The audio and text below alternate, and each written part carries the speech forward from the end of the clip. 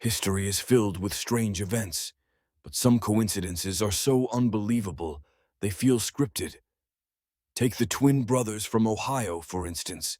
Separated at birth and adopted by different families, both were named James, became police officers, married women named Linda, had sons named James Allen, and even drove the same kind of car, without ever knowing each other until they reunited decades later. Then, there's the uncanny parallel between Presidents Abraham Lincoln and John F. Kennedy. Elected to Congress exactly 100 years apart, both became president a century apart, were succeeded by men named Johnson, and were assassinated on a Friday.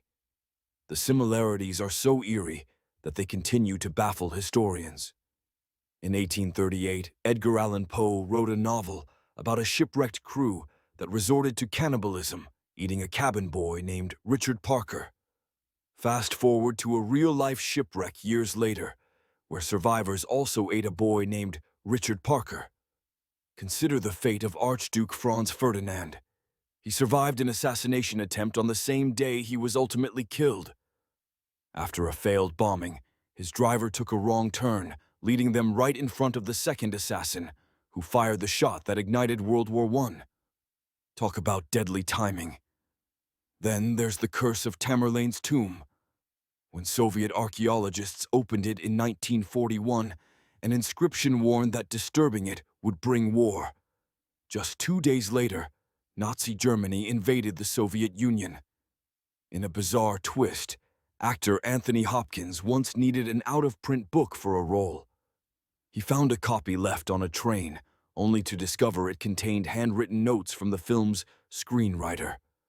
In Finland, a man was killed by a truck while biking in the exact spot where his identical twin had died a year earlier. The Hoover Dam construction holds its own tragic coincidence. The first worker to die was George Tierney in 1922, and the last man to die, 13 years later, was his son. Mark Twain was born shortly after Halley's Comet passed in 1835 and predicted he would die when it returned. He passed away in 1910, on the very day the comet came back. Finally, a baby named Adolf Hitler was born in 1933 in Liverpool, completely unrelated to the infamous dictator, yet forever tied by an unsettling coincidence.